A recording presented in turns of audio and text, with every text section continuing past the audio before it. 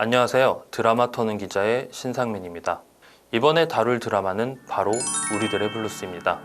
TVN 드라마 우리들의 블루스는 삶의 끝자락, 절정 혹은 시작에 서 있는 모든 사람들의 달고도 쓴 인생을 응원하는 드라마입니다.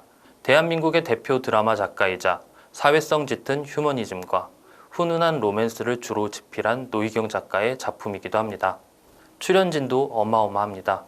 이병헌, 신민아, 차승원, 이정은, 한지민, 김우빈, 김혜자, 고두심, 엄정화까지 드라마에서 심지어 영화에서도 쉽게 볼 수 없는 초호화 캐스팅입니다.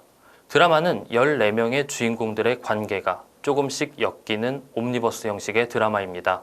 많은 인물들의 이야기가 펼쳐지다 보니 근래 보기 드문 20부작입니다. 드라마가 탄생한 스토리가 조금 독특합니다. 원래 제작 예정이었던 희열이라는 작품이 코로나19로 인해 해외 로케이션이 힘들어지자 무기한 제작이 중단됐습니다. 이때 이병헌이 노희경 작가에게 이렇게 배우가 모인 것도 쉽지 않은데 전에 써놓은 작품이 많을 테니 작가님의 서랍 속 작품을 하나 꺼내서 해보는 게 어떻겠냐고 제안을 했다고 합니다. 이로 인해 노희경 작가는 서랍 속 작품이 아닌 새로운 작품을 집필했다고 합니다. 일단 드라마의 제목 우리들의 블루스에서 블루스에 대해 이야기해 보려고 합니다. 국어사전에는 블루스를 미국 남부의 흑인들 사이에서 일어난 악곡으로 애가로 출발해 재즈에 도입됐다고 합니다. 그리고 재즈의 음악적 기반을 이뤘다고도 하고 있습니다. 또 다른 의미는 느린 곡조에 맞춰 춤추는 춤이라고 지칭하기도 합니다. 영어 사전에는 세 번째 의미로 우울이라는 뜻을 가지고 있기도 합니다. 이 드라마를 블루스의 세 번째 의미, 우울에 초점을 맞춰보려고 합니다. 이 드라마를 10대, 20대가 공감하기 어렵습니다. 30대도 조금은 공감하기 어려운 지점이 있기도 합니다. 하지만 40대, 50대로 넘어가면 특히 중년 남성들이 눈물을 글썽일 요소들이 많습니다. 드라마는 각 회차마다 부제가 있습니다. 부제가 모두 캐릭터 이름입니다. 한수와 은희, 영옥과 정준, 영주와 현, 인권과 호식, 동석과 선아, 이란과 은희 등과 같이 부제가 달려 있습니다. 우선 한수와 은희의 이야기부터 해보려고 합니다. 공부도 잘하고 나름 찬란한 학창시절을 보낸 한수와 찢어지게 가난했던 은희가 재회를 합니다. 하지만 시간이 흐른 뒤 두 사람은 전혀 다른 위치에 있습니다. 딸의 꿈을 위해 모든 걸 바쳐 빈털터리가 된 한수와 악착같이 일을 해 성공한 은희. 여기에서 중년 남성들이 공감할 포인트가 있습니다.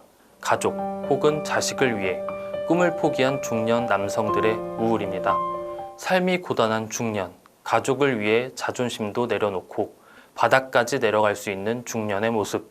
하지만 최근 드라마에서는 쉽게 볼 수 없는 이미지이기도 합니다. 최근에는 M4세대의 고단함, 짠함을 다루는 드라마가 대부분입니다. 이는 드라마의 주요 타깃이 20, 30대에 맞춰져 있기 때문이라고 생각합니다. 그렇기에 이 드라마는 드라마의 주요 타겟에서 소외된 중년 남성들의 심금을 울리는 겁니다.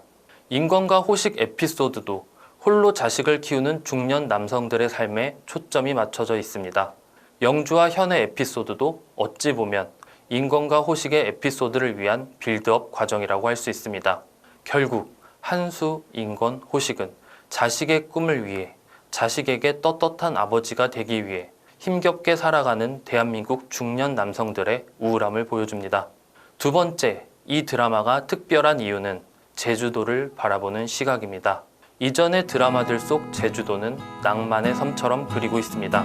하지만 우리들의 블루스는 제주도의 모습을 조금 더 현실적으로 그렸습니다.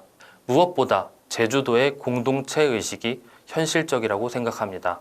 영옥과 정준의 에피소드가 대표적입니다. 해녀들은 물질을 할 때는 서로의 목숨을 지켜주는 동료이기에 이러한 동료의 공동체 의식이 더욱 강합니다. 막내 해녀로 일하는 영옥은 소위 육지것들입니다. 그렇기 때문에 해녀들은 영옥을 믿지 않고 경계합니다. 이러한 상황 때문에 영옥은 해녀들과 어울리지 못하고 겉도는 모습을 보여줍니다. 공동체를 중시하는 모습을 보여주는 또 다른 장면들도 있습니다. 도시에서 사는 사람들은 옆집에 누가 사는지도 모릅니다. 하지만 우리들의 블루스에서는 서로가 집안 사정을 잘 알고 있는 모습입니다. 그렇기에 시청자 입장에서 보기 불편할 정도로 참견을 하는 모습도 자주 등장합니다. 금세 소문이 퍼지고 그 소문을 가지고 동네 사람들끼리 수군거립니다. 재밌는 건 재화 역시 공동체 안에서 돌고 도는 모습이 포착된다는 점입니다. 호식은 영주에게 심부름을 시키면서 꼭 춘희의 갑판에서 물건을 사라고 합니다. 춘희가 막내 해녀 양달의 동생 양별의 커피차에서 커피를 사는 모습도 볼 수 있습니다. 트럭 만물상 동석의 에피소드도 눈길을 끄는 요소가 있습니다. 동네 어르신들에게 물건만 파는 게 아니라 집안 수리를 해주기까지 합니다. 그런 동석이 동네 어르신이 다른 만물상의 물건을 샀다는 말에 갑사 오늘 장사 안 하거든. 자기들 아쉬울 땐 그저 밤이구나 지금 전화해. 건전지 사와라, 택배 보내라, 약 사달라. 자기 자식 새끼보다도 더 부려먹고선 딴 처음인 그디서 물건 사마신? 화를 냅니다. 우스갯소리로 물건 가격도 제주도민과 타지인이 다르다는 말이 있기도 합니다. 한때 제주도에 타지인의 유입이 많아지면서 토박이와 타지 사람들의 갈등이 많아졌다는 뉴스가 나오기도 했습니다. 그때 기억에 나는 멘트가 있습니다. 외지인들이 돈을 벌어 육지로 나간다는 불만입니다. 우리들의 블루스를 보면 토박이들이 왜 이런 불만을 가지게 되었는지 어느 정도 엿볼 수 있습니다. 다음 시간에는 우리들의 블루스 두 번째 이야기로 돌아오겠습니다. 지금까지 드라마 터는 기자였습니다. 다시 갈게요. 1999년 왜 이렇게 보이지? 1996년 가장 오래된 구미호 기록은 또 다른 티빙 오리지널 1400 다시 갈게요. 여기서 한번 끊길 줄 알았어요. 잠시만요.